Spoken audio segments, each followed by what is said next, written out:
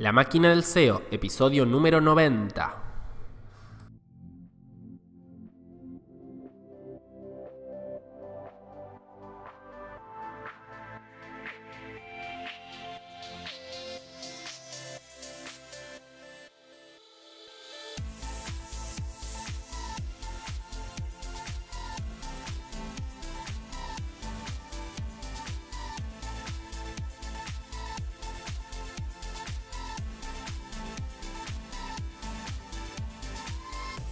Hola a todos y a todas, bienvenidas a un nuevo episodio de La Máquina del SEO. Mi nombre es Andrés Closter de andrescloster.com, @andrescloster en Twitter, @andresclosterseo en Instagram.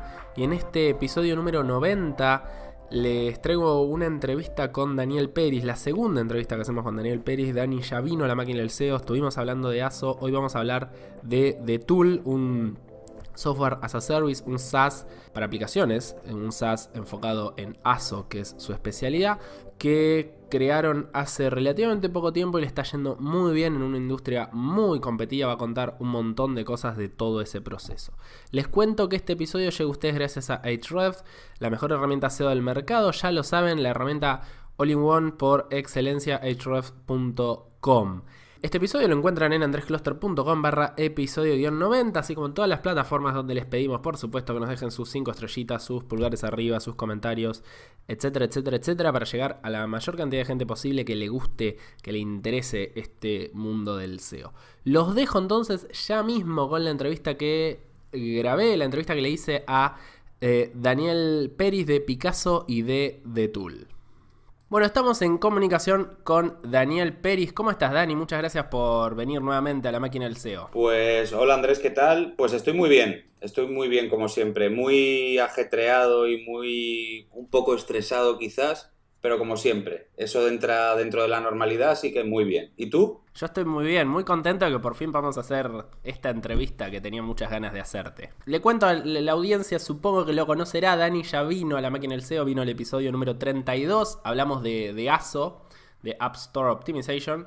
Y bueno, fue una charla un poco introductoria para el ASO. En mi caso personal conozco muy poco, así que también te hice, no sé si recordarás, muchas preguntas como introductorias.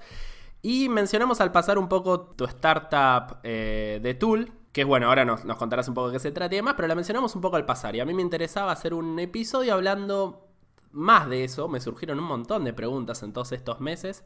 Así que si te parece te voy a preguntar de todo y vas a estar obligado a responder absolutamente todo al respecto. Vale. Bueno, yo lo intento, ¿eh?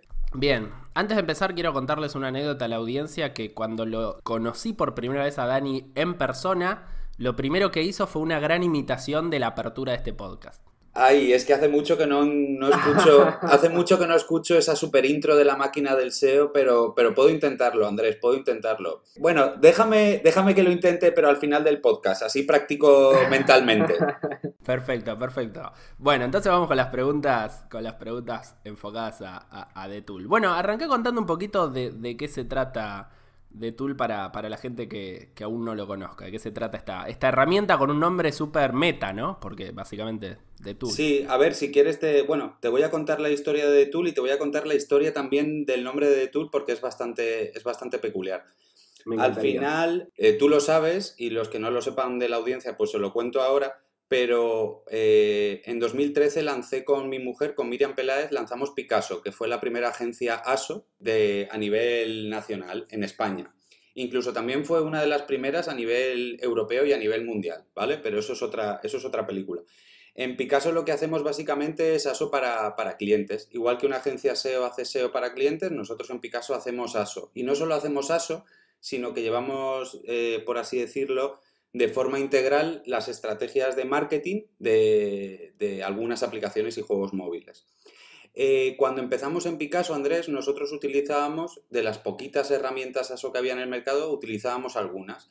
Y la realidad es que no nos terminaban de encajar para nuestro trabajo, eran muy caras, no nos daban exactamente lo que nosotros necesitábamos. Y Miriam y yo que por cierto te invito a Andrés a que le hagas un día un podcast a Miriam porque la verdad es que es una crack y Lo haré. igual está feo que lo diga yo que soy su marido y socio, pero es la realidad. Miriam y yo, desde que montamos Picasso, sabíamos que queríamos ser una empresa tecnológica y no una empresa únicamente de servicios. Y es algo que teníamos rondándonos la cabeza desde los inicios. Es más, yo recuerdo que en 2011 compartía piso con un amigo que también se dedicaba al SEO y a los nichos y demás.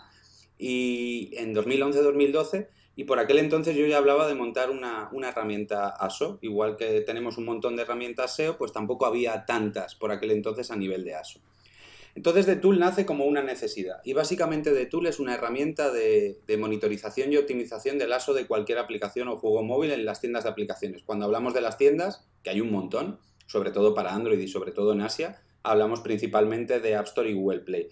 Te podría decir, para que lo entienda así un poco mejor la audiencia y vea el símil y vea la relación, se podría decir que DeTool es algo así como un Ahrefs de las aplicaciones, o un SEMrush, ¿no? Es una suite de herramientas que te permiten optimizar tu negocio, en este caso móvil.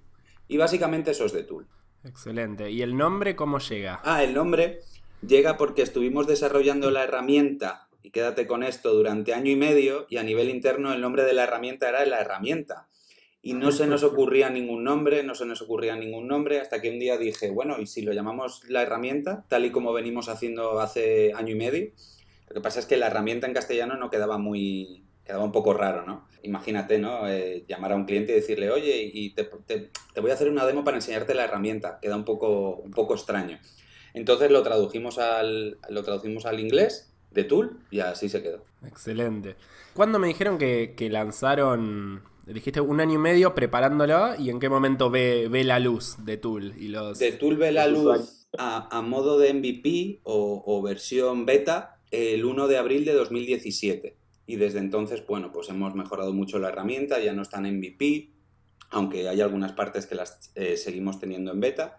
Así que prácticamente DeTool lleva en el mercado 2 añitos y 5 meses o así, aproximadamente. Y al día de hoy, ¿qué métricas, digamos, cuantificables del éxito que está teniendo nos podés contar? No sé hasta qué punto comparte esos datos, pero bueno, un poco la cantidad de usuarios, ¿qué se puede contar de eso? Sí, bueno, yo te cuento lo que se puede contar y a lo mejor te cuento. Luego hacemos firmar un NDA a toda la audiencia y recibimos. Claro, luego los millones de oyentes luego firman un NDA, que es una cosa súper sencilla y súper trivial y no pasa nada. No, pero yo te voy a contar, Andrés, fuera coñas, algunos datos que son públicos o casi de dominio público, y luego te voy a contar algunas cositas que a lo mejor no son tan de dominio público, pero creo que es interesante contar, precisamente por el reto que supone lanzar y levantar un software as a service, como es DeTool, un SaaS.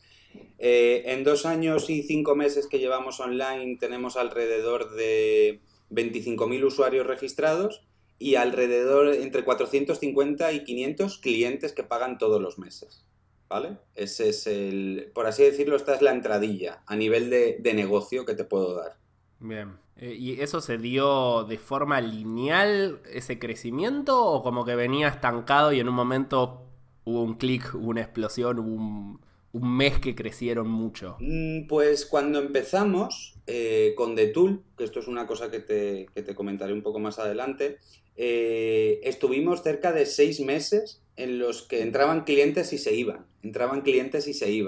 ¿Por qué? Porque nos habíamos olvidado una cosa muy importante en los SaaS, que eso es un onboarding. El onboarding es eso típico que te aparece cuando entras en un software nuevo que no has usado nunca, y es una especie de tutorial que te enseña a utilizar el software, o en este caso la herramienta. Como al principio no teníamos onboarding ni sabíamos que era algo que teníamos que tener, nos entraban clientes, empezaban a pagar, pero automáticamente dejaban de pagar al primer mes. Y nosotros decíamos, jolín, qué extraño esto.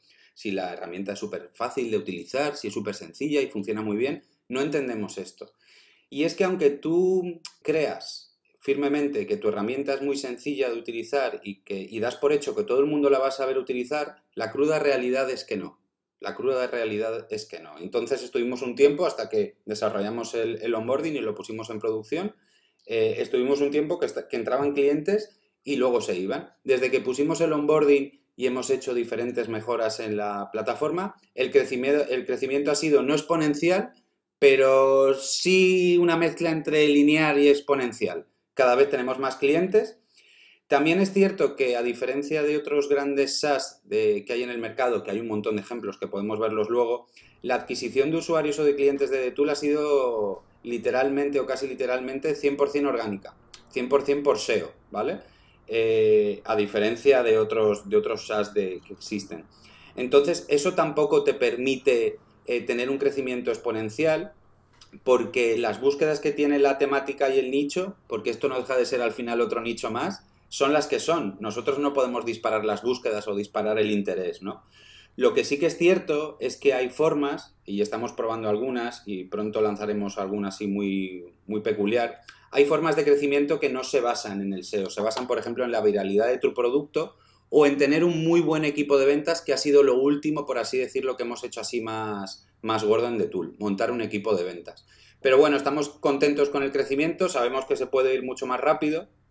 También es cierto que, a diferencia de otros muchos SaaS que hay en el mercado, nosotros somos una empresa 100% bootstrapped, es decir, que no tenemos de momento dinero de inversores, ni VCs, ni Venture Capital, ni cosas de estas. Y claro, nosotros tenemos que ir mirando constantemente y mirando muy bien todos los céntimos, por así decirlo, o centavos que entran y todos los que se van, ¿no? Entonces tampoco podemos hacer locuras de paid marketing, ni podemos sponsorizar muchos eventos, ni tener mucha presencia internacional, porque ese es otro punto de DeTool. DeTool es un negocio 100% internacional, que no está centrado en España. Muestra de ello es que todo el sitio web está en inglés. En inglés, claro. Entonces, bueno, vamos bien, sabemos que podríamos ir mejor, pero para los recursos que tenemos y para ser una empresa bootstrap, como te acabo de decir, vamos bastante bien, estamos muy contentos, la verdad. Bien, se me abren un montón de preguntas con esto que dijiste, voy a atrapé ahí algunas. Profundizar un poquito en esto de bootstrap contra inversión externa. ¿Fue algo que evaluaron en algún momento o digamos al tener a Picasso funcionando era como la decisión lógica hacerlo con recursos propios? Aquí ya entra un poco, Andrés, contestando a tu pregunta, la forma de hacer que tiene cada uno las cosas y la experiencia, ¿no? Yo llevo montando negocios online desde el año 2006-2007, son 12-13 años, y nunca he tenido dinero de inversores, ni es algo que me haya planteado, que es algo totalmente respetable, por cierto, o sea, no es nada negativo. Pero como siempre he tenido negocios o hemos tenido negocios que han generado cash, nunca hemos necesitado dinero externo para lanzar nuevos proyectos. Sí que es cierto que DeTool es un proyecto muy ambicioso en el que ya hemos invertido bastante dinero, pero porque es un negocio muy peculiar, el negocio de los SaaS. No es un negocio de adquirir tráfico o captar tráfico para vender algo puntual, como puede ser un e-commerce. No es un negocio típico o súper típico, sobre todo en Internet, de captar tráfico para servirle publicidad, sino que es algo muchísimo más complejo, ¿no? Al final creo que lo tuiteé el otro día, y cuando digo el otro día puede ser hace 7 días o hace 7 años. Fue otro día, así que está bien. El negocio SaaS es el negocio o uno de los negocios online que más valor tiene, pero también es uno de los más complicados de ejecutar. Y nosotros que llevamos 2 años y pico, o entre desarrollo y pitos y flautas llevamos 4 años y pico, y César Aparicio te lo puede contar también, y Sico de Andrés te lo puede contar también, el negocio SaaS es súper sacrificado, es súper duro, tienes que aprender un montón de cosas nuevas, tienes que reinventarte constantemente, es un negocio duro. Volviendo a tu pregunta, sabíamos que en primera instancia queríamos hacerlo con recursos propios, pero yo no cierro la puerta a que en un futuro entren inversores en la compañía o en el producto de DeTool, porque para escalar y para escalar a lo grande, muchas veces lo que hace falta es mucho dinero, pero no mucho dinero para tirarlo en Facebook Ads, ni Google Ads, ni cosas así, sino dinero para tecnología y dinero para equipo. Para que te hagas una idea, Andrés, nosotros en DeTool somos 8, hasta hace 5 o 6 meses éramos unos pocos menos porque no teníamos el equipo de ventas. Y estamos compitiendo contra empresas que son 50, 60, 70 personas. Claro, es como se les da un poco de ventaja al no tener todo ese dinero a disposición para gastar. Nos da ventaja porque somos una organización pequeña y muy, muy ágil, pero sí que es cierto que, y sobre todo si quieres contratar perfiles en Barcelona, perfiles técnicos de desarrolladores y demás, los sueldos, como hay mucha demanda aquí, en Barcelona, que es la cuna, por así decirlo, en España de las startups tecnológicas, necesitas mucho capital para contratar. Y para contratar bien y contratar rápido necesitas mucho cash. Claro. Me interesó eso que decís de la complejidad de llevar adelante un negocio SaaS. Yo la verdad que nunca incursioné, me gustaría en algún momento, lo miro con mucho respeto, se nota que es una cosa totalmente distinta. Me gustaría que me cuentes un poco cómo fue ese salto de pasar bueno, salto entre comillas, de un poco estar encargado de Picasso, que era una consultora con un formato, un modelo de negocio de ofrecer servicios, recibir dinero por esa consultoría, a pasar al mundo SaaS, donde hay que desarrollar un producto y luego de tenerlo publicado el producto empiezan a llegar las membresías. Es algo totalmente distinto, como bien vos decías. ¿Qué fue lo que más no sé si lo que más te sorprendió, o por ahí lo que más te costó cambiar el mindset, o si por el contrario crees que fue algo positivo venir del mundo de la consultoría? Profundizamos un poquito más sobre eso de las diferencias que notaste entre los dos modelos. Yo al final soy Andrés, un perfil muy híbrido, que he hecho muchas cosas y hago muchas cosas en el día a día. Y yo venía de montar nichos, no tanto de web, sino de apps, y de llevar un poco algunos clientes de Picasso, aunque Miriam y desde hace tiempo es la responsable total y absoluta de Picasso. Pero es lo que tú decías. El reto de Tool es desarrollar un software, ponerlo a disposición de todo el mundo, que el software funcione bien, atender todas las quejas, peticiones, ruegos de los usuarios, sistema de onboarding, sistema de marketing automation. Ha sido una experiencia muy positiva porque estoy aprendiendo y he aprendido un montón de cosas, pero quizás comparándolo más con la parte de nichos que con la parte de agencia de servicios en la que ya teníamos un equipo y demás, la diferencia más notable que yo he detectado o que yo más he sentido es que ahora he pasado no digo que haya dejado de trabajar ni mucho menos, pero sí que es verdad que ahora al tener un equipo por un lado un departamento técnico, por otro lado un departamento de ventas, por otro lado un departamento de marketing y soporte o customer success o support a los usuarios, lo que he notado es que he dejado un poco de trabajar para pasar a gestionar. Entonces eso a veces me frustra un poco, pero bueno, la experiencia es muy positiva, va todo muy bien, es un negocio duro y si quieres entramos en la complejidad de lo que es montar un SaaS a todos los niveles. Y lo más reseñable de ese salto de aplicaciones, webs, Picasso a The Tool, tener un software propio y un software que depende de terceros, en este caso de las tiendas de aplicaciones. Es un negocio en el que no es que tengas que estar al día, sino que tienes que estar al segundo, constantemente actualizado, constantemente de si las tiendas cambian algo, si no cambian algo, si sale la nueva versión de iOS o si sale el nuevo Google Play Store. Ya te digo, he pasado de una complejidad de 1, por así decirlo, o de 2, a una complejidad de 20. Claro, o sea, ante al extraer constantemente datos, entiendo, de otras plataformas, al mínimo cambio de esas plataformas hay que estar atento de que no se rompa nada. Correcto, correcto. Que es un poco el mismo reto que tienen constantemente Ahrefs o SEMrush o Sistrix, porque, claro, a mí me hace gracia cuando vemos algunos tweets por ahí pues por ejemplo, de Iván García, que es el hombre que se sabe Google de memoria y siempre está tuiteando de Google ha cambiado los resultados y ahora el snippet aparece, la URL, perdón, aparece arriba y la tipografía ha cambiado y ahora son menos caracteres para el title.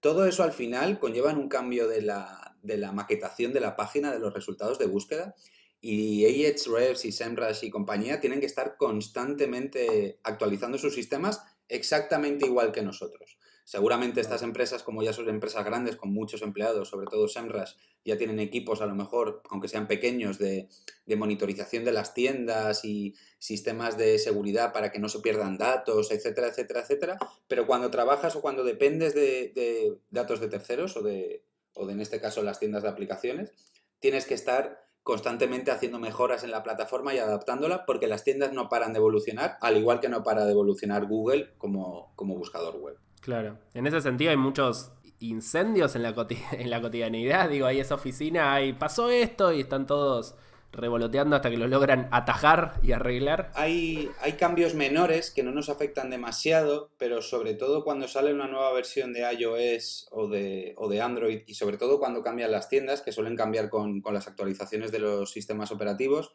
Ya no te digo que haya un incendio, que haya un fuego, pero sí que hay un dolor de cabeza. Sí que hay... Claro. Porque bueno, al final te estás peleando, entre comillas, con los ingenieros en este caso, de Apple y Google, ¿no? Entonces, bueno, pues dejémoslo en que es un súper reto tecnológico. Excelente. Comentabas que el mercado donde compite es mundial, no es que esté enfocado únicamente en atraer clientes de España, y de hecho, como bien decías, digamos, la web cuando ingresas está en inglés. ¿Eso implicó un reto adicional o no necesariamente? ¿Cómo fue esa cuestión, digo, de tener clientes de todo el mundo? Gracias al stack tecnológico con el que trabajamos, que ahora te lo detallo, trabajar con clientes a nivel internacional no es complicado. No es complicado por un tema de idioma, porque en el equipo, tanto la parte de marketing como la parte de Customer Support o Customer Success, hablan inglés perfecto. Yo había tenido ya anteriormente proyectos en inglés, así que el SEO internacional o el SEO en inglés no era un problema. Y gracias, como te decía, al stack tecnológico, tener clientes por todo el mundo no es un problema. ¿Cuándo vienen o cuándo empezaron a llegar los problemas? Precisamente cuando empezamos a recibir clientes de todas partes del mundo y tuvimos que empezar a operar con impuestos. Aquí en España tenemos el IVA, pero con impuestos variables según el país, que encima son dinámicos, que pueden ir cambiando. Por ejemplo, aquí en España el IVA ahora mismo es del 21%, pero el mes que viene puede ser el 18% y dentro de 2 años puede ser el 23%, que va cambiando, ¿no? Entonces, claro, no nos íbamos a poner a montar un sistema dinámico de actualización de los impuestos de cada país y demás, porque eso era una locura, eso era como un disparate, ¿no? Y encontramos una plataforma española, por cierto, de una gente que está en las Islas Canarias, además, que se llama Cuaderno, que Cuaderno es un software también, es un SaaS, que conecta con tu cuenta de Stripe y lo que hace es calcular dinámicamente los impuestos de cada país en tiempo real. Y ya no tienes que volverte loco con ese tema de impuestos. Quizá el tema de impuestos internacional es lo que más quebraderos de cabeza puede ocasionar. Bien. Ahora que ya The Tool ya está un poco más maduro que al principio, ¿cómo es la sinergia con Picasso? Porque a priori se me ocurre que los clientes de la consultora podrían ser susceptibles usuarios de Tool y viceversa, digamos. Alguien que que esté utilizando The Tool y que le excedan los problemas de la estrategia ASO podría terminar contratando a Picasso. ¿Cómo funciona esa sinergia? Pues mira, aquí el dato es curioso porque nosotros nos hemos planteado a veces no mezclar ambos negocios, por así decirlo, pero la realidad es que combinan muy bien. Me explico. Una agencia de servicios digitales que tiene una tecnología detrás, mola más. Ese es el caso de Picasso con The Tool por detrás. Pero un SaaS tecnológico, una herramienta de marketing digital como es The Tool, con una agencia detrás de servicios de un equipo que lleva haciendo ASO desde hace, no sé, 6 o 7 años, mola más también. La realidad a día de hoy, Andrés, es que todos o prácticamente todos los clientes de Picasso utilizan The Tool y sabemos que podríamos vender servicios de Picasso a algunos clientes de The Tool, pero todavía no lo estamos haciendo porque tampoco queremos empezar a vender servicios de Picasso a lo loco y tenemos que hacerlo con cabeza. Pero la realidad es que ambos negocios combinan muy muy bien. Ambos ganan teniendo al otro al lado. Claro. Fantaseando un poco con el futuro, ¿qué te imaginas para The Tool en un par de años? En el mundo SaaS está mucho más presente el hecho de la adquisición, ¿no? Del producto por parte de una empresa más grande, o de un competidor, o por caso, no sé, una empresa como SEMrush que integra en su producto otro producto que hace algo más de nicho. De hecho, esa cuestión de la adquisición creo que está mucho más presente que los que nos dedicamos a consultoras, que si bien también se venden y se compran y se integran equipos, es como menos común y está menos visto como un objetivo a largo plazo. Bueno, primero, la pregunta es ¿qué te imaginas para los próximos años? Y segundo, si fantaseas con la idea de una venta futura o no. Pues, ¿cómo veo The Tool en 2 años? Lo veo sin parar de crecer de clientes y de usuarios y siendo una herramienta referente, porque es a por lo que vamos, una herramienta diferente de las demás, innovadora, en la que yo y todo el equipo estamos poniendo todo nuestro esfuerzo y toda nuestra creatividad y toda nuestra innovación para dentro de 2 años, muchos más, el resumen es muchos más clientes y que se conozca mucho más la marca de Tool y ser referente o ser uno de los referentes. Y sobre tu pregunta de la adquisición o exit, que es como se llama en esta industria, no es algo que se me haya pasado por la cabeza, no es algo que tenga presente, sí es algo que he pensado alguna vez, pero no es a lo mejor mi objetivo. Otro gallo cantaría si mañana, por decirte algo, se plantara alguien y dijera, oye, me interesa mucho tu SaaS, yo tengo una empresa similar o una empresa de lo que sea y puede encajar muy bien en mi portfolio, pues no digo que no, pero ya te digo que es algo que no me planteo a corto plazo. Sobre lo que comentabas, Andrés, del negocio SaaS o el negocio de la venta o de la compra-venta de SaaS, la realidad es que los SaaS son negocios muy escalables, a diferencia de una empresa de servicios. Y yo te pongo el caso, y creo que lo comentamos cuando estuviste en nuestras oficinas. En Picasso somos 10 y tantos, casi 20, y tenemos X clientes. Si queremos más clientes o si conseguimos más clientes, lo que tenemos que hacer es contratar más gente, que es algo que vamos a seguir haciendo, por supuesto, y no hay ningún problema en eso. Pero eso hace que sea un poco menos escalable o bastante menos escalable que lo que es un SaaS, en el que es un negocio en el que tú puedes llegar a un equipo X, 15, 20 personas, 25, como es el caso de Ahrefs, que son pocos, son 40, 50, 60 personas como mucho, aunque últimamente están creciendo bastante. Nosotros con ese equipo de 15, 20, 25 personas, para escalar solo necesitamos servidores. Y esa es una de las diferencias quizás más notables con un negocio de servicios o de consultoría, ¿no? Precisamente los que invierten en startups y los que compran SaaS, los compran por esto. El otro día creo que lo tuiteaba también, que el retorno de una web, tú puedes coger una web que genere ingresos con AdSense o con afiliados y al final la puedes vender por un múltiplo yo los he visto, como por ejemplo para el caso de José Márquez, de múltiplos de 27 o de 30, ¿no? Es decir, lo que facturas o lo que generas al mes, mejor dicho, multiplicado por 27 o por 30, que ya me parece un montón. Para que te hagas a la idea, en el mundo SaaS, el precio de venta de un SaaS o el valor de un SaaS, que no tenemos que confundir valor con precio, estos son cosas diferentes, el valor de un SaaS puede ser el MRR, que es la facturación recurrente mensual, multiplicado por 100, por 120, por 150, por 180. Claro, la rentabilidad o lo que le puedes sacar a un SaaS al final es muchísimo más que lo que puedes sacarle a una web en términos de múltiplos, ¿eh? Claro, sí. Sí, lo puede hacer escalar, digamos, en los siguientes 6, sobre todo si lo integra a su producto, a su empresa, al comprador. O sea, puede sentir que lo puede hacer crecer mucho más rápido que lo que está creciendo actualmente. Correcto, y al final es una forma para herramientas similares, o sería una forma para herramientas similares de introducir, pues, o incluso de abrir mercado. Yo antes no me dedicaba al marketing de apps ni de juegos móviles y ahora adquiero este producto y ya me meto de lleno en el mercado o en el nicho, aunque de nicho tiene poco, es una industria de cientos de miles de millones de dólares al año. O para una empresa que ya ofrece muchos servicios a lo mejor de marketing digital, o para una empresa de datos, de marketing intelligence y demás, al final, bueno, nos compran los clientes, pero al final están comprando los datos, o sea, están comprando los clientes, los datos que tenemos, están comprando el equipo. También se mira mucho en las adquisiciones de empresas, se mira mucho el equipo, que sea pro, que tenga experiencia y demás. Entonces sí. Pero volviendo al inicio de este punto, es algo que a corto plazo no nos planteamos y nuestro único objetivo es la palabra growth, que en inglés suena muy bien, crecimiento en castellano, que a lo mejor no suena tan bien o tan pro, pero sí en crecer el producto y llegar a ser, si no el referente, que eso a lo mejor es ser demasiado ambicioso, sí uno de los referentes. Claro, y corregime si me equivoco, el hecho de estar bootstrapeado supongo que también quita un poco de presión, ¿no? Al respecto de eso. Bueno, quita presión en el sentido de...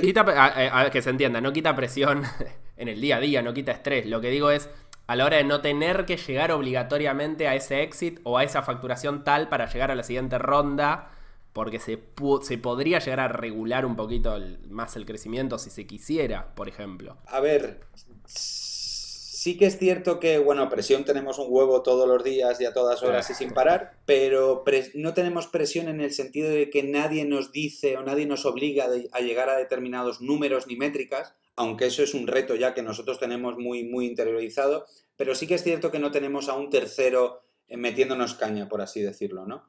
Sin embargo, el hecho de que sea un negocio bootstrap en el que no hay inversores, sino que todo ha sido recursos propios, hace que tenga mucho más valor. ¿Por qué? Claro. Porque, oye, si sin dinero o con el dinero justo hemos conseguido esto, ¿qué podríamos conseguir a lo mejor o qué se podría conseguir con recursos o con más recursos, ¿no? Entonces eso le da valor, le da valor. A ver, tenemos mucha presión, pero es una presión en el día a día que nos metemos nosotros mismos, ¿no? O que meto yo al equipo, pero no es una presión de un tercero, de un tercer player.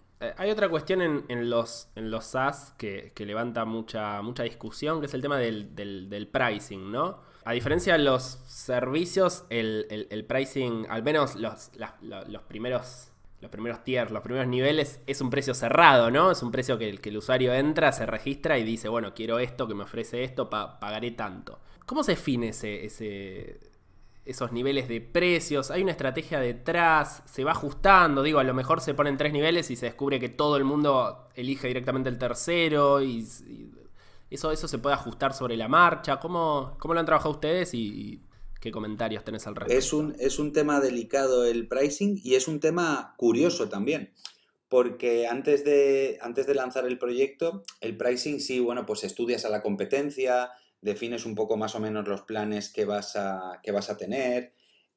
Sobre todo hay que mirar mucho a la competencia, ¿vale? Porque nosotros en su momento decidimos que queríamos ser diferentes, pero también queríamos ser diferentes con el pricing, más baratos que el resto, precisamente porque nosotros en Picasso nos habíamos encontrado con el problema del alto precio de las herramientas ASO que había en el mercado, ¿no? Y bueno, tú defines tus precios, bueno, estudias a la competencia, estudias herramientas similares, en nuestro caso miramos precios también de SEMrush, de Ahrefs y demás, porque al final las herramientas SEO son más o menos como son muy similares al menos en cuanto a operativa y demás a las herramientas SEO. Y bueno, definimos los planes, pusimos el precio y nosotros de antemano, antes de lanzar la herramienta y de que se pusiera en marcha, pues hicimos un poco apuestas de cuál pensábamos nosotros que iba a ser el plan más utilizado. En nuestro caso, en el Tier 1 tenemos tres planes estándar, por así decirlo, que pueden ser contratados desde la web, Startup, Growth y Ninja. Y nosotros pensábamos que el plan más contratado iba a ser el más barato, el más bajito de todos, el que menos features tiene, el que menos keywords o apps te permite monitorizar u optimizar. Y nos encontramos con la realidad, y es que la realidad es que nuestro plan intermedio es el más contratado a nivel de web. Luego tenemos otros planes que no están disponibles en la web, que son los planes Enterprise para gran cuenta, para agencias que necesitan monitorizar un montón de información y necesitan APIs para extraer datos o necesitan cosas peculiares. Esos no los tenemos listados en la web pública, que son los que ofrecen el equipo de ventas, pero en los planes que tenemos públicos en la web, nosotros pensábamos una cosa y pasó otra que fue una gran sorpresa para todos. Bastante agradable, por cierto, porque que el plan más contratado de tu SaaS sea no el más bajito, sino el intermedio, al final lo que hace es que el ticket medio por usuario sea más alto y que ganes más dinero al final, ¿no? Así que fantástico. La estrategia, como te acabo de decir, estudiar competencia, estudiar otras herramientas similares.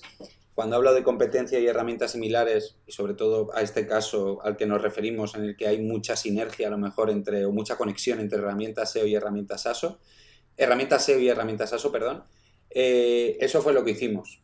Un poco estudiar lo que había, tener muy claro cómo nos queríamos diferenciar en cuanto al pricing y pa'lante como los de Alicante, como digo yo. Luego hay bastante poco margen de maniobra en el sentido. Esa era la siguiente pregunta. Digo, si se falla, al ser los precios públicos es distinto que en servicios, que si estabas cobrando barato empezás a cobrar caro y los nuevos clientes no saben cuánto estabas cobrando antes. Claro, lo que pasa es que te puedes permitir el lujo de subir el precio de un SaaS cuando eres un monstruo como Ahrefs, ¿vale? Yo me acuerdo de Ahrefs que hace un año y pico subieron los precios. Lo que pasa es que como yo era cliente de antes, a mí me respetaron mi plan y me respetaron mi precio. Pero bueno, tienes que ser muy bicho y ser muy líder de la industria o del sector para poder subir precios y quedarte más ancho que largo, como te acabo de decir, como nuestros amigos Team Solo y compañía. Entonces hay poco margen de maniobra. Lo que pasa es que hay algunos hacks para SaaS. Como todo en esta vida se puede hackear, los SaaS en cuanto al pricing también. Nosotros lo hicimos bien, pusimos un precio bien de mercado, más barato que la competencia, pero no mucho más barato de la competencia, porque muchas veces o a veces la gente puede tener, cuando contrata algo que ve muy barato o excesivamente barato, puede llegar a pensar que no es de calidad o que es malo, que es un producto malo, ¿no? Entonces, si tú cuando pones el pricing de tu SaaS, pasado el tiempo, te has dado cuenta que has puesto el precio que has puesto precios muy altos, pues tienes dos opciones, o jugar mucho con cupones de descuento y demás, o directamente bajar el precio. Si no eres muy popular y no eres el rey del mambo, por así decirlo, no va a haber ningún problema. El problema viene cuando eres ya grande y conocido, y en ese momento, que no es nuestro caso todavía, yo no me jugaría al tipo a hacer una bajada grande de precios en público, porque puede ser un indicador de algo raro por ahí. Entonces, el pricing, creo que hay que atinar bien a la primera o acertar o casi acertar a la primera, y si no, ser muy ágil al principio, y el pricing del SaaS da muy poco margen de maniobra. Por eso digo que tienes que hacerlo bien casi desde el principio. Aunque sé que hacerlo bien al principio, que no es nuestro caso, es muy complicado. Pero bueno, tienes que estudiar mucho y mirar mucho. Poner el pricing no es, bueno, pues el plan startup lo vamos a poner a 29 euros y va a tener esto y esto. No. Para llegar al plan startup este que te acabo de decir, hay que ver muchas plataformas, hay que estudiar mucho, hay que romperse el coco. Y aún así, luego te puedes encontrar con que por A o por B la has cagado, ¿no? Entonces el pricing muy delicado, muy delicado. Bien, quiero que me cuentes un poco cómo fue, que lo dijiste así como al pasar, como para que quede la intriga y quiero retomar sobre eso. ¿Cómo fue la evolución, digamos, del marketing, de la estrategia de adquisición de nuevos clientes? Dijiste que empezaron con digamos, con tácticas bien orgánicas, bien clásicas, bien hacer SEO, y que ahora están haciendo algunas cosas un poco más exploratorias, supongo, ¿no? De otras áreas tal vez no tan clásicas. Quiero que me cuentes un poco cómo viene siendo esa evolución desde que empezaron. Pues mira, como te comentaba antes, Andrés, nosotros empezamos y seguimos en ello haciendo SEO porque no entendemos un negocio digital sin un fuerte componente o un componente orgánico al menos, bien sea una web o sea una app. Entonces, nosotros que vendemos posicionamiento y que venimos además del mundo del SEO, pues no podíamos no empezar por lo básico, que como te acabo de decir, en nuestra opinión es el SEO. Lo que pasa es que el SEO da para lo que da y te llega lo que te llega, ¿vale? Me explico. Por SEO te entran los clientes de los planes Tier 1 o por así decirlo, los planes públicos, ¿vale? Los clientes de, pues eso, de 30, 60, ciento y pico dólares o euros al mes. Pero los grandes clientes, los grandes de verdad, esos monstruos que tienen cientos de juegos y trabajan y tienen equipos ASO de 20 personas o de 15 personas, la gran empresa, es raro que te entre por SEO, es raro que te encuentre por una búsqueda en Google, que entre en tu sitio, que empiece un trial gratuito, que ponga la visa y que pasado el trial gratuito empiece a pagar. Es muy complicado. Eso es otra de las cosas que he aprendido en el fascinante mundo de los SaaS, y es que si quieres grandes cuentas, tienes que ir a pescarlas o tienes que ir a cazarlas. Y eso solo se consigue con un equipo de ventas. Yo en mi vida, o nosotros en nuestra vida, hemos tenido equipo de ventas para nada. En Picasso no lo tenemos, ni lo hemos tenido. Lo que pasa es que en Picasso, pues, aquí en Barcelona organizamos los eventos, hemos trabajado con muchos clientes, hacemos siempre un muy buen trabajo y gracias a estos mecanismos, pues van llegando clientes y van llegando clientes y van llegando clientes. Pero en el mundo SaaS y sobre todo SaaS internacional, claro, ya no jugamos en el terreno solo de España, sino que jugamos en el terreno del mundo.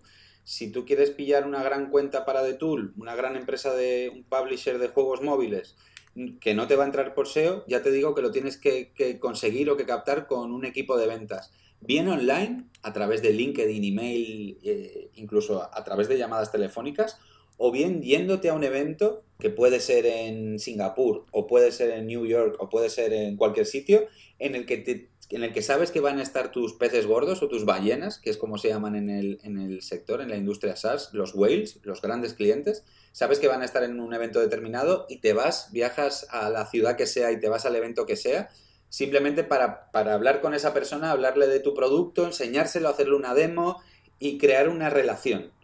Los clientes de SEO por así decirlo, se adquieren o se adhieren a los planes estándar que tú tienes en la web, pero si quieres vender planes Enterprise, que es un poco ahora donde nosotros estamos poniendo el foco también, no lo dejamos de tener en otros sitios, sino que ampliamos el foco, por así decirlo, solo puedes conseguir eso con un equipo de ventas. Y es algo que ya te digo, Andrés, que nosotros no habíamos hecho en la vida.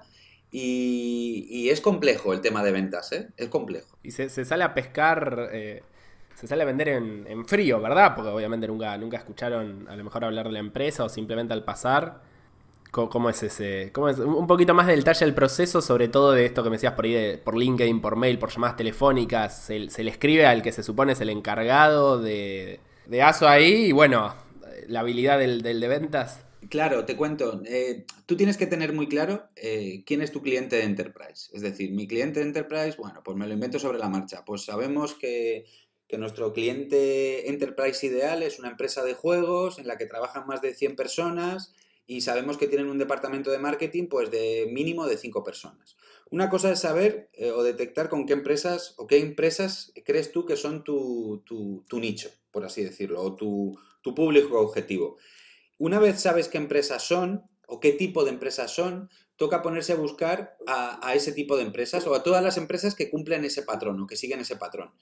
Una vez tienes a las empresas detectadas, perfecto, ya tenemos el ente empresa, pero tú no hablas con la empresa, tú tienes que hablar con una persona de esa empresa. Entonces nosotros en nuestro caso pues buscamos hablar con Head of Marketing, con VP of Growth, con ASO Manager, con roles de este estilo, ¿no? Tienes que encontrar por un lado o definir por un lado con qué empresas, a qué empresas vas a vender y luego saber encontrar a la persona de esa empresa con la que tienes que, pues eso, enseñarle el producto y al final venderle el producto, ¿no? Y eso ya depende de la pericia de la persona de ventas. Eh, sobre este punto, ya te digo, Andrés, es que el tema de las ventas es súper complejo. No tenemos una persona que se dedica a llamar todos los días por teléfono sin parar. Tenemos personas en el equipo de ventas tenemos personas que hacen estudios de mercado, que detectan empresas, que las añaden al CRM, que esta es otra guerra, ¿eh? El software de los equipos de ventas, que es otra cosa que he tenido que aprender rápidamente. Tenemos gente que se dedica a conseguir reuniones o meetings y luego tenemos gente puramente comercial que son las personas que llevan a cabo los meetings y hacen la propuesta. En caso de que el cliente acepte, envían la factura, luego son el interlocutor. Entonces, ya te digo que las ventas es algo casi totalmente nuevo para nosotros. Es algo complejo y no es algo, a diferencia de lo que pensaba, trivial, pero ni muchísimo menos, pero es algo que funciona. La realidad es que funciona. Y que tú tengas en tu web un muy buen SEO hecho y muchos contenidos y estudios de mercado y demás, eso al final sí que te ayuda a la venta. Es decir, que tener un muy buen SEO y muy buenos contenidos no van a conseguir directamente que te entren clientes Enterprise, pero una vez estás hablando con un posible cliente Enterprise, si le compartes contenidos de tu blog o alguna guía en PDF que hayas lanzado y demás, eso sí que te ayuda a la venta. Es decir, que SEO, contenidos, marketing online tradicional, a lo mejor no son generadores directos de clientes Enterprise, pero sí que hacen el pase al hueco. No sé si me entiendes. Claro, sí, por supuesto. Le da la confianza que le da el pasito que necesita. Claro, exactamente. Me gustó también lo que mencionaste, de capaz que decís, tal vez hay que enviarlo a Nueva York a un evento, a hablar con tal persona, porque es la única forma de conseguir esa relación.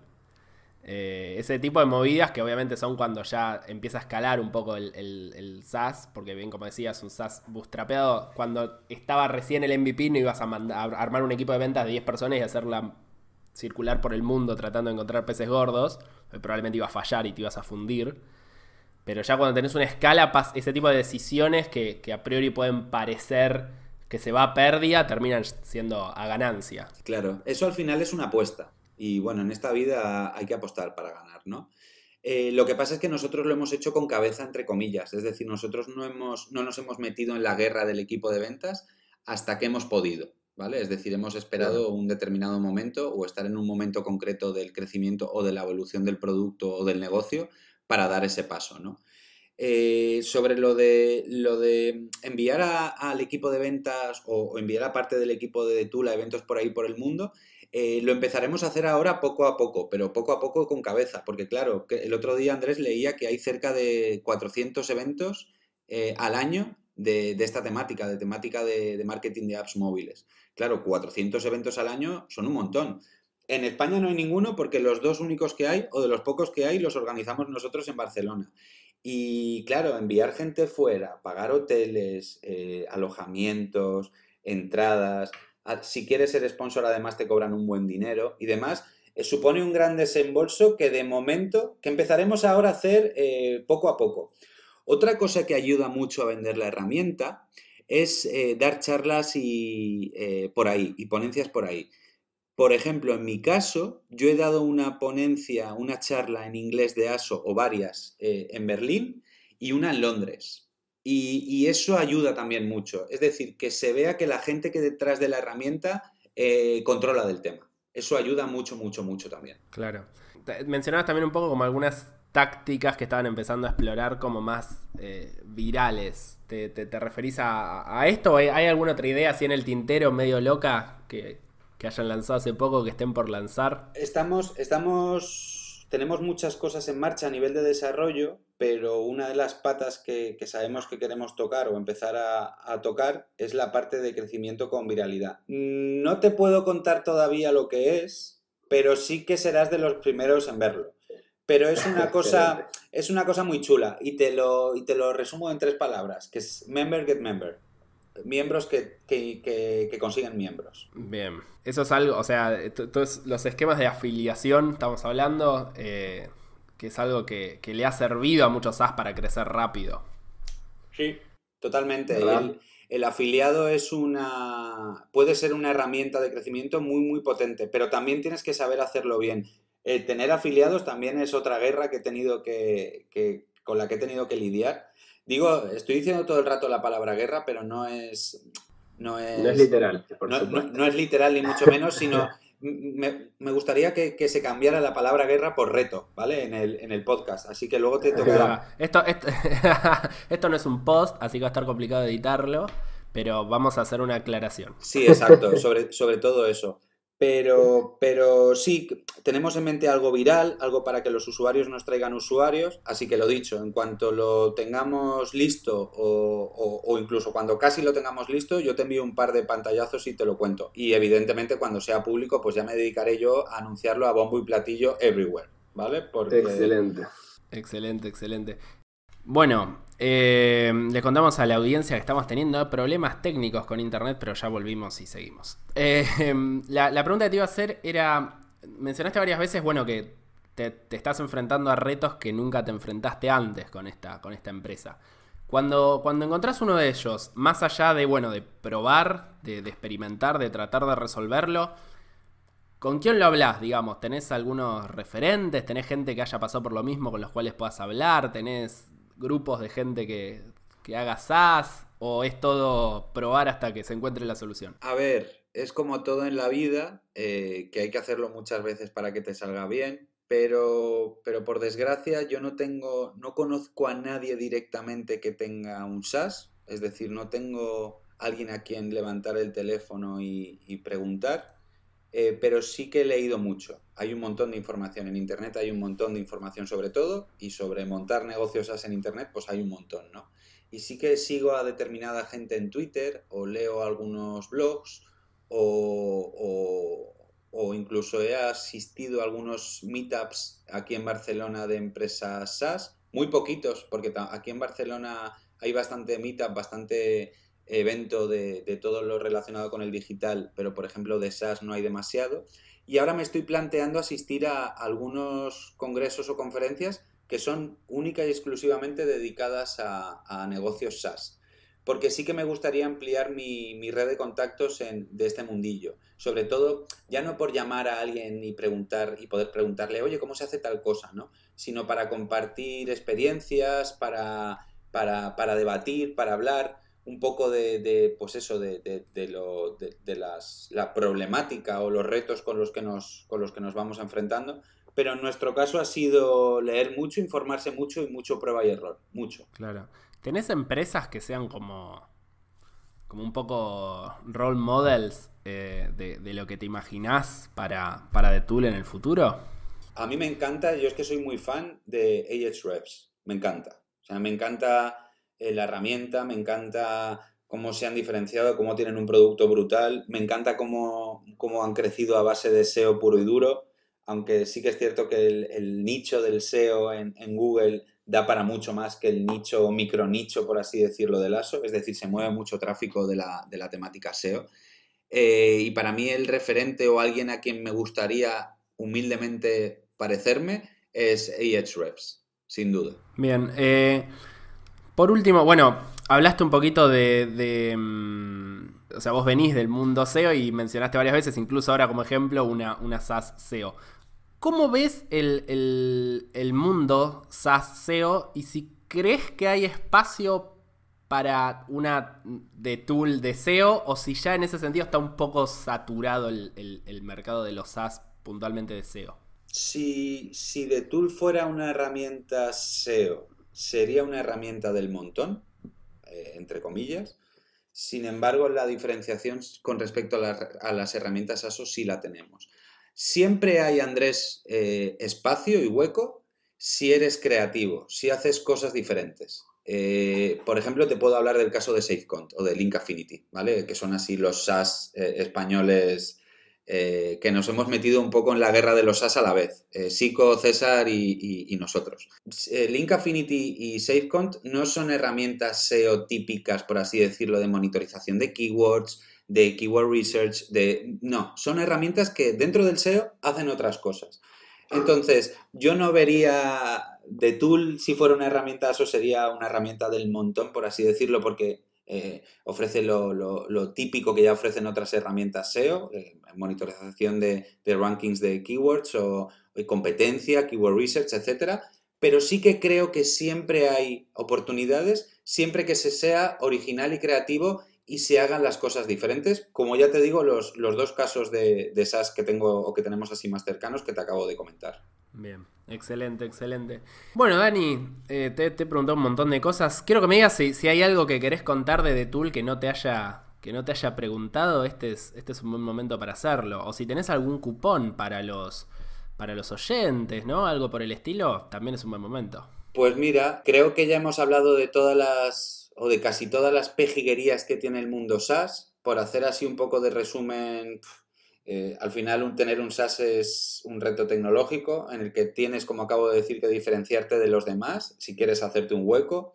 Es un reto a nivel de gestión de clientes, tanto de la parte de facturación con los IVAs variables, dinámicos, internacionales, cada uno de su padre y de su madre. Es un reto el tema del sistema de tickets y al principio era más reto todavía porque no nos habíamos dado cuenta de que había que tener un sistema de tickets y hay que tenerlo. Es decir, tienes que cuidar mucho a la gente que te paga y tienen que estar siempre súper contentos porque en el momento no lo estén se van a ir a cualquier competidor. Es un reto es un reto a muchos niveles y eso es un poco con lo que me gustaría cerrar este bonito debate que hemos tenido tú y yo. Y no con objetivo, con idea de meterle el miedo a la gente en el cuerpo, ni muchísimo menos, sino porque al final montar un SaaS es, como ya te digo, un reto por un montón de sitios, pero cuando funciona es hiper gratificante. Cuando tienes Yo me acuerdo perfectamente del primer cliente que empezó a pagar de forma recurrente en The Tool, es maravilloso, o sea, es un momento súper bonito, o sea, fuera... Y no lo digo en plan coña, te sientes muy autorrealizado cuando montas algo que la gente utiliza y a lo que la gente le saca partido para mejorar el posicionamiento de sus apps, y al final para potenciar su negocio. Es maravilloso. Entonces, es un reto, sí, es muy gratificante también. Es totalmente diferente a montar negocios clásicos online de servir impresiones de publi o vender productos, bien sean tuyos o bien sea de afiliados o dropshipping y demás. Pero luego es un negocio que vale muchísimo o que puede llegar a valer muchísimo, que encima algún día te puede comprar alguien, que ya te digo que nosotros eso a corto plazo, corto medio plazo no es algo que tengamos siquiera en mente, porque nuestro objetivo ahora es crecer, crecer, crecer. Y básicamente eso, que hacen falta muchos recursos para montar un SaaS. Una persona sola en su casa se puede montar un SaaS, sí, pero llevarlo a buen puerto una persona sola es muy complicado. Igual que una persona se puede montar 25 webs en WordPress y vivir de ello, que una persona sola en su casa se monte un SaaS es... que no digo que sea imposible, porque no hay nada imposible, pero sí es muy, muy, muy complicado. Y que estamos súper contentos. Creo que fue una decisión muy acertada montar un software. Creo que fue una decisión muy acertada tener a la vez un negocio de servicios, una empresa de servicios y una herramienta tecnológica. Y sí, tengo un cupón para todos los oyentes. Lo que pasa es que no me acuerdo y para eso te he enviado antes la captura de pantalla. Lo vamos a poner, lo pueden ir a buscar a andrescloster.com, lo vamos a poner también ahí en las redes sociales y demás. El cupón descuento, que es un super cupón para todos los oyentes de La Máquina del SEO, ahora que acabo de hacer la imitación, es... Con esa voz es otra cosa. O sea, se viene el podcast, ¿no? De Dani Peris en un futuro. Ahí vamos a hablar de eso en un ratito. Háblame del cupón antes y ahora hablamos de Sí, mira, te cuento. El cupón es Máquina50, todo en mayúsculas y sin tilde. Los usuarios lo tienen que poner cuando empiezan un trial y este código lo que hace es que después del trial gratuito el usuario va a pagar solo el 50% de la suscripción durante los 3 primeros meses. Es un cupón súper guay, único y exclusivo para La Máquina del SEO. Excelente, qué afortunados nos sentimos desde La Máquina del SEO y toda su comunidad que podrá disfrutar de este beneficio. Y Dani, para cerrar, ¿para cuándo un podcast? Desde aquí quiero hacer un llamamiento en público, aunque bueno, Andrés, ¿cuándo se publicará más o menos este podcast? Este podcast se publicará en breve. Vale, porque bueno, yo quería hacer un llamamiento público a mi amigo Jordi Ordóñez, que todos conocéis, que creo que le has hecho, no sé si le has hecho entrevista o no. Sí, creo que 2 entrevistas le hice, así que... Madre mía, bueno, pues Jordi, estamos empate, 2 contra 2. 2-2. Que sí, decidimos en su día de hacer un único episodio de un podcast, porque yo tengo muy buen rollo, y él conmigo, con Jordi Ordóñez, y estamos todo el día de pitorreo, y un día le dije, tío, tenemos que hacer un podcast, pero no ni de SEO, ni de marketing online, sino de pitorreo, tú y yo, totalmente improvisado, a hablar de lo que surja. Y me dijo que sí. El otro día conseguí el reto en Twitter de no sé cuántos retweets para que este mismo mes de septiembre fuera el primer y único episodio del podcast de Jordi Ordóñez y el Tito Peris, como dice él. Pero sí, queremos hacerlo, pero ya te digo que no en plan hablar de nada serio, no en plan hablar de algo concreto, no lo vamos a hacer de SEO ni de Facebook Ads, no. Va a ser un poco de todo, de Jordi y Dani hablando una hora sobre lo que hacen en su día a día, sobre las cosas locas que se encuentran por ahí. Contaremos chistes y bueno, lo vamos a hacer este mismo mes. Todavía tengo pendiente hablar con Jordi para cerrar fecha y hora, pero como lo vamos a hacer así muy improvisado, va a requerir que también es un requisito, que nos requiera poco esfuerzo y dedicación, sino básicamente solo esa hora que dure el podcast y poco más. Pero sí, lo vamos a hacer, me apetece mucho. Además, cuando era joven y lozano, siempre me decían algunas veces que tenía voz de locutor de radio, ¿no? Claramente. Entonces, hacer un podcast es lo más parecido a hablar en la radio a día de hoy. Exactamente. Sí, yo voy a escuchar ese podcast, voy a estar muy atento, porque son 2 de los entrevistados más locos que he tenido. Pero bueno, yo te digo, Andrés, que te va a gustar mucho y no aseguro que la gente vaya a aprender nada, porque probablemente la gente no aprenda nada con nuestro podcast, pero seguro que se lo va a pasar bien, seguro. Porque ya te digo que Jordi y yo tenemos un rollo que, mira, no nos dedicamos a hacer monólogos de milagro. Bueno, me alegra que te hayas comprometido ahí públicamente y ahora lo tengas que cumplir.